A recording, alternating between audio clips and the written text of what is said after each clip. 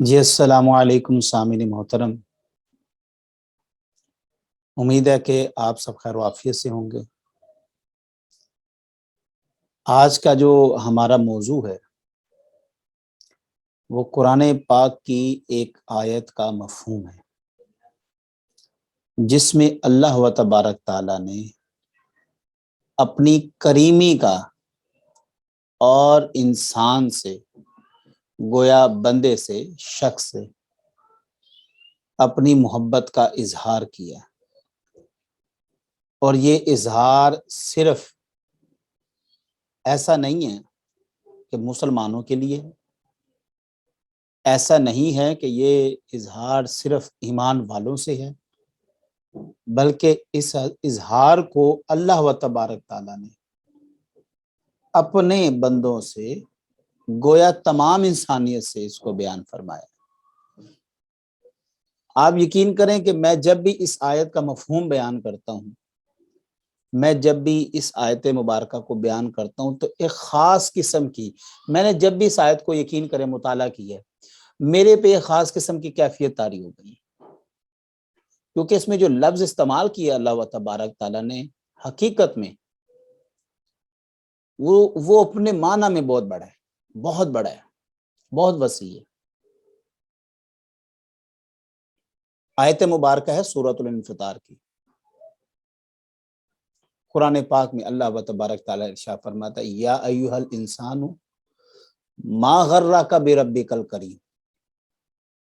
یہ 3 آیتوں کا ایک ٹکڑا ہے، میں نے اس کا پہلا ٹکڑا پڑھا ہے، کیونکہ میں آج کی یہ جو ہماری کنورسیشن ہے، آج کی ہماری یہ جو مجلس ہے، اس میں جو لفظ کریم ہے اس کے اوپر میں تھوڑا سا توجہ دلانا چاہتا ہوں۔ اللہ و تبارک تعالیٰ نے فرمایا انسان تجھے کس چیز نے اپنے کریم رب کے بارے میں دھوکے میں ڈال رکھا ہے؟ بات سمجھ میں آ رہی ہے کہ اللہ و تبارک تعالیٰ نے شاہ فرمایا ہے کہ کس چیز نے تجھے، کون سی ایسی چیز ہے جو تجھے اس کریم رب سے دھوکے میں ڈالے ہوئے۔ گویا یہ جو اللہ و تبارک تعالیٰ نے بات کی ہے، وہ بات جو ہے وہ بڑی گہرائی والی ہے۔ اچھا، اب اس میں لفظ جو کریم استعمال کیا ہے اس کو ذرا سمجھیں۔ یہ جو کریم ہے نا، اس کا معنی بڑا خوبصورت ہے۔ اس کا مفہوم اور معنی یہ ہے کہ ایک وہ شخص، میں آپ کو اس کی مثال سنا دیتا ہوں، میرے پاس یہ پیچھے لائبریری میں اوپر تفسیر معارف القرآن پڑھی ہے، اس کے جو مصنف ہیں مفتی تقی عثمانی صاحب کے والد گرامی ہیں شفیع صاحب،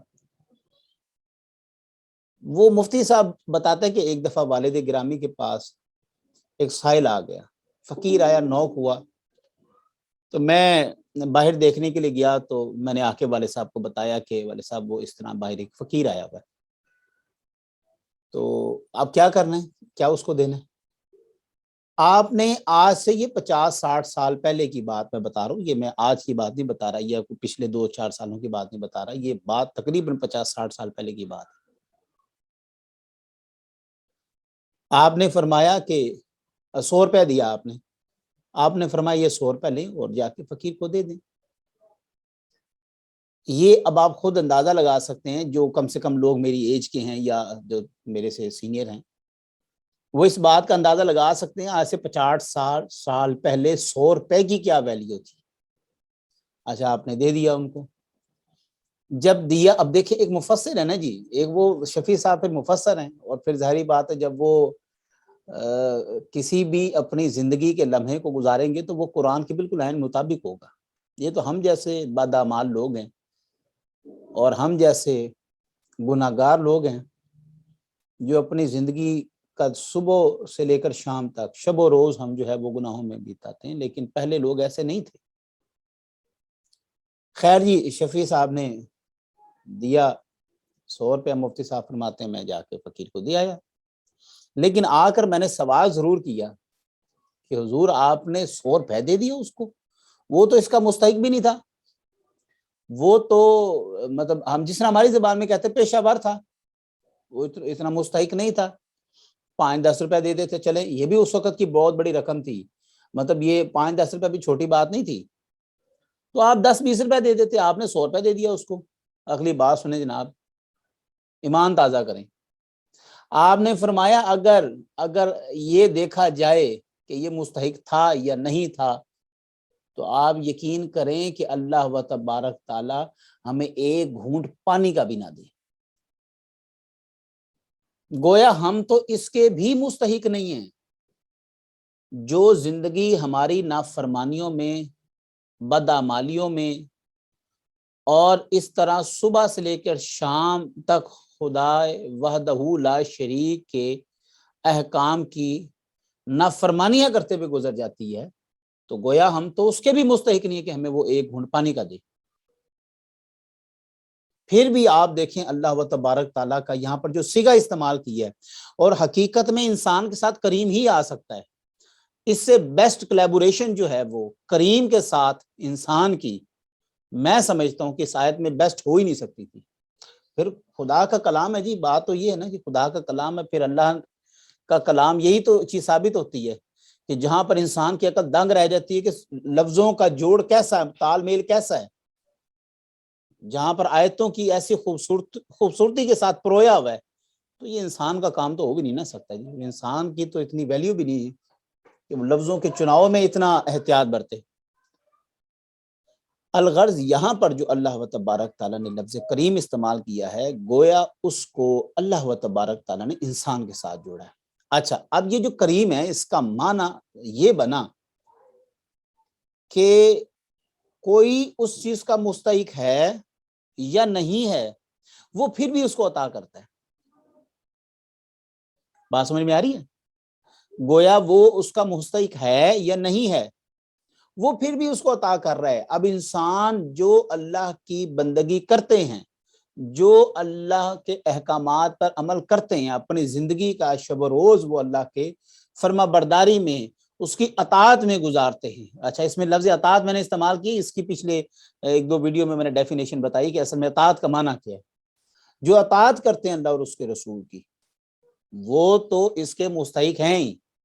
اللہ ان کو نوازتا ہے دنیا میں بھی اور آخرت میں بھی. لیکن جب لفظ انسان استعمال کیا اللہ تعالیٰ نے, تو پھر آپ یہ دیکھیں کہ اللہ تعالیٰ نے پھر لفظ کریم استعمال کیا. گویا جو شخص اس کا مستحق نہیں بھی ہے, اللہ اس کو بھی دیتا ہے. جو اس کی نافرمانی کرتا ہے اللہ اس کو بھی دیتا ہے, اس کا بھی رزق بند نہیں ہوتا. بلکہ اگر آپ دنیا میں دیکھیں جو نافرمان ہے اللہ کے, جو انگریز لوگ ہیں یا جو اس طرح کے دوسرے لوگ ہیں, ان کو بلکہ اللہ زیادہ دیتا ہے. اور کیوں دیتا ہے یہ آپ کو مجھے پتا ہے کہ قیامت والے روز ان کا حصہ نہیں ہوگا پھر. اچھا, اس کریم کی مثال آپ ایک حدیث مبارکہ میں بھی دیکھیں کیسے خوبصورت اللہ نے فرمائی ہے. اللہ تبارک تعالیٰ فرماتا ہے, سرکار دو عالم صلی اللہ علیہ وسلم روایت فرماتے ہیں کہ جو شخص نیکی کا ارادہ کرتا ہے, یہ بخاری مسلم میں حدیث مبارکہ موجود ہے, جو شخص نیکی کا ارادہ کرتا ہے, ابھی اس نے نیکی کی نہیں, صرف اس نے ارادہ کیا ہے. لیٹ سپوز ہم مثال لے لیتے ہیں, آپ ہیں آپ ارادہ کرتے ہیں کہ میں صبح فجر کی نماز پڑھوں گا. آپ نے یہ بھی ارادہ کیا ہے, آپ نے پڑھی تو نہیں نا, ابھی تو رات ہے, سوئیں گے صبح اٹھیں گے, معاملات زندگی. آپ نے ارادہ کیا ہے, اللہ و تبارک تعالیٰ آپ کے نامہ اعمال میں نیکی لکھنا فرشتوں سے کہے گا شروع کر دو, اور اس کے نامہ اعمال میں ایک نیکی لکھ دو. آپ کے نامہ اعمال میں صرف یہ کہہ دینے سے کہ میں صبح فجر کی نماز پڑھوں گا نیکی لکھ دی گئی ہے. لیکن آپ کریمی کا معنی دیکھیں, کریمی کی خوبصورتی دیکھیں, اللہ اکبر کبیرہ. اللہ فرماتا ہے کہ جب میرا بندہ نیکی کر لے, اس کو پرفارم کر لے, اس کو ادا کر دے, اے فرشتو اس کے نامہ اعمال میں 10 نیکیاں لکھ دو. 10 نیکیاں, کام ایک کی ہے حضرت. اگر آپ تاجر ہیں, آپ جس طرح جاب شاپ چلاتے ہیں, شاپ پہ کام کرتے ہیں, ایسا کبھی ممکن ہوا ہے کسی نے 1 روپے دیا, آپ نے 10 روپے کی چیز دے دی ہو کہ جی آپ کا اخلاق بہت اچھا ہے جی, آپ ہمارے بڑے اچھے محلے دار ہیں, یا آپ نے کبھی ایسا کیا ہو, آپ شالمی میں ماشاءاللہ آپ کا اچھا بزنس ہے, کبھی ایسا ہوا ہے کہ جی دکاندار آیا، اس نے کہا جی مجھے یہ ₹1,00,000 لے لیں، مجھے 10 لاکھ کا سامان دے دیں؟ کبھی کیا جی ایسے آپ نے؟ نہیں کیا. کیوں؟ آپ کو پتہ یہ گھاٹے کا سودا ہے.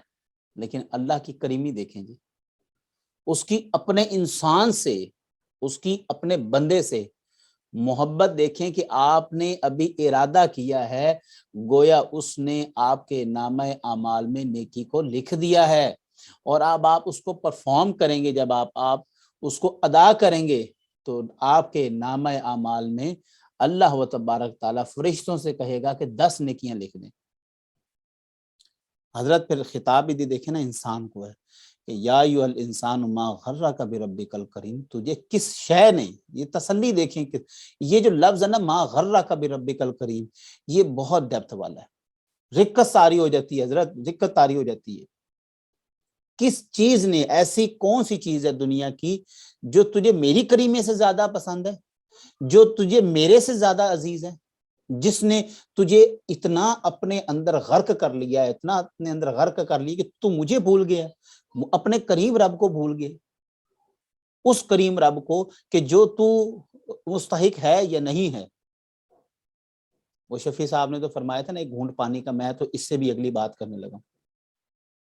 حضرت یہ سننے والی بات ہے.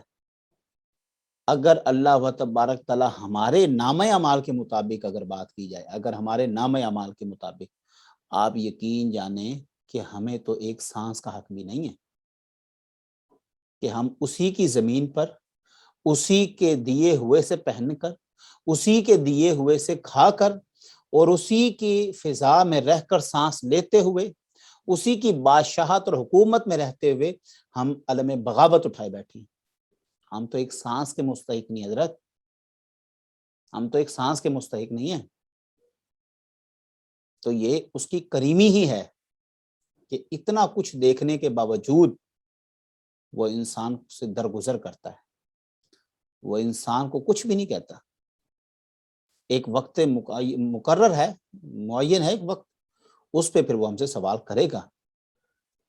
لہذا یہاں پر خطاب اللہ و تبارک تعالیٰ نے، ایمان والے تو ہیں ہی اس میں، ایمان والے تو شامل اس میں ہیں ہی، لیکن اس میں شامل انسان ہیں. گویا وہ انسان جو بھٹکا ہوا ہے، جو راہ راست پر نہیں ہے، جو اس کی وحدانیت کا اقرار نہیں کرتا، جو اس کے ساتھ دوسرے معبودوں کو شامل کرتا ہے، جس کا یہ بلیف سسٹم ہی نہیں ہے کہ اللہ ایگزسٹ کرتا ہے. یہ اللہ و تبارک تعالیٰ ان سے بھی کتنی شفقت سے پیش آ رہا ہے، اور اللہ چاہ رہا ہے کہ یہ جو بھٹکے میں یہ واپس آئیں، یہ جو گم ہوئے میں اس دنیا کی رنگینی میں وہ واپس آئیں. تو سامعین محترم، آج کی آیت کا جو خلاصہ ہے گویا وہ یہ ہے کہ انسان کو چاہیے کہ ہر ہمہ وقت وہ، اور اچھا یہ بڑا آسان ہے، یہ ہمارے ہاں نا جی، یہ تھوڑا سا لوگوں نے بڑا مسکنسیپشن سا پیدا کیا ہوا، ایک ایسی دلدل بنا دیتے ہیں ہمارے. میں اب ان لوگوں کا نام نہیں لینا چاہ رہا. میں نے پہلے ان کے حاکمی ویڈیو بنائی تھی، ویسے میں نے تو ان کے خلاف نہیں بنائی تھی. ایک سوال بچے نے پوچھا تھا، تو میں تو اب اس جماعت کا نام بھی نہیں لینا چاہتا، تو جس کی وجہ سے فیس بک اکاؤنٹ جو ہے وہ تقریباً 90 ڈیز کے لیے میرا جو بلاک ہو گیا. تو خیر یوٹیوب پہ شکر ہے، یوٹیوب والوں نے ایسا کام نہیں کیا، فیس بک والوں نے ایسا کام کر دیا. تو سامعین محترم، بات ایک مختصر سی ہے، وہ یہ ہے کہ انسان ہمہ وقت، اچھا ہمہ وقت سے مراد یہ بھی نہیں ہے کہ انسان اپنا روزی روٹی نہ کمائے، اپنا کھانا نہ کھائے، اپنے بیوی بچوں کا پیٹ نہ پالے. ایسا قطعی ممکن نہیں. ہمارے ہاں اس کا تصور بڑا غلط دیا جاتا ہے. سارا دن سے مراد یہ، حضرت عمر کی روایت میرے ذہن میں آ گئی. کسی نے ان سے پوچھا کہ حضرت آپ کتنی دیر عبادت کرتے ہیں؟ انہوں نے کہا میں سارا دن عبادت کرتا ہوں. جی سارا دن کیسے ممکن ہو سکتا ہے؟ آپ تو وقت بھی تیار کرتے ہیں، مجاہدین بھی آتے ہیں، اور پھر ظاہری بات ہے آپ کے اوپر کندھوں پہ آپ کے اتنی بڑی بھاری ذمہ داری ہے، سارا دن آپ ادھر ادھر محفلیں بھی ہیں، سارا کچھ ہے، اتنی معاملات زندگی ہوتے ہیں، کیسے ممکن؟ آپ نے فرمایا میں سارا دن میں سے کوئی ایک عمل بھی ایسا نہیں کرتا جو اللہ اور اس کے رسول کے فرمان کے خلاف ہو. گویا کرنا صرف اتنا ہے جو پورے کے پورے دین کے اوپر آپ کے اوپر عمل ہو جائے گا. آقا علیہ الصلوۃ والسلام نے فرمایا کہ جو شخص دھوکہ دے وہ ہم میں سے نہیں ہے، جو شخص جھوٹ بولے، جو شخص اس طرح کرے وہ ہم میں سے نہیں ہے۔ آپ نے کسی مسلمان بھائی کو دھوکہ نہیں دینا، آپ نے جھوٹ نہیں بولنا، آپ نے کوئی عہد جو ہے وہ کر کے توڑنا نہیں ہے، وعدہ وفا کرنا ہے، ٹھیک ہے، اور نماز کو آپ نے ادا کرنا ہے، اور بس ٹھیک ہے۔ اپنے آپ رزق حلال میں اگر آپ اپنی زندگی صرف کرتے ہیں تو یہ بھی عبادات میں سے ایک عبادت ہے۔ تو گویا یہ جو رب نے فرمایا کریم، تو ہمیں چاہیے، خاص طور پر ہمیں یہ چاہیے کہ ہم صرف اپنی اصلاح کے پیچھے نہ لگے رہیں، تزکیہ نفس کے اندر ہی نہ لگے رہیں۔ اب وہ بخاری کی حدیث ہے، میں اگر سناؤں گا تو ٹاپک دوسری طرف نکل جائے گا۔ ہمیں اپنے، حضرت صاحب، ہمیں اپنے نہیں صرف پیچھے پڑے رہنا، ہمیں دوسروں کی بھی اصلاح کرنی ہے، اور اصلاح کرنے کا طریقہ یہ بھی نہیں ہے کہ آپ بستری لے کے ان کے گھر پہنچ جائیں کہ نکلو جی باہر، ان کے ساڑھے نال ہی جانا ہے۔ تسی اصلاح یہ ہے، سب سے بہترین اصلاح کا طریقہ وہ یہ ہے کہ اپنے آپ کو درست کریں۔ لوگ آپ کے اعمال دیکھ کے ٹھیک ہو جائیں گے، لوگ آپ کی شخصیت متاثر ہونا شروع ہو جائیں گے، لوگ آپ سے بہت زیادہ متنفر ہونے کی بجائے متاثر ہوں گے، وہ آپ کے پاس بیٹھنے کی کوشش کریں گے، اور یہی طریقہ کار ہے کہ آپ اپنی دعوت ان تک پہنچائیں، اور کوشش کریں کہ ہر شخص اللہ و تبارک تعالیٰ کے احکام کے تابع ہو، اور آپ بھی اللہ و تبارک تعالیٰ کے احکام کے تابع ہوں، اور ہم بھی کوشش کریں گے کہ انشاءاللہ تعالیٰ اللہ و تبارک تعالیٰ ہمیں اسی طرح توفیق دیتا رہے کہ ہم خود بھی عمل کریں اور لوگوں کو بھی اس بات کی دعوت دیں۔ تو سامعین محترم، آج یا ایھا الانسان ما غرک بربک الکریم، اس آیت مبارکہ کے مفہوم کے ساتھ میں آپ کے سامنے اپنے چند نکات رکھ سکا ہوں۔ مجھے امید ہے کہ آپ کو یہ نکات بھی پسند آئیں گے، نیز آپ اسی طرح اس ویڈیو کو بھی دیکھیں گے اور اپنے دوسرے احباب تک بھی اس کو شیئر کریں گے۔ اپنی دعاؤں میں یاد رکھیے گا، انشاءاللہ تعالیٰ پھر ملیں گے ایک نئے موضوع کے ساتھ۔ جزاک اللہ، اللہ حافظ۔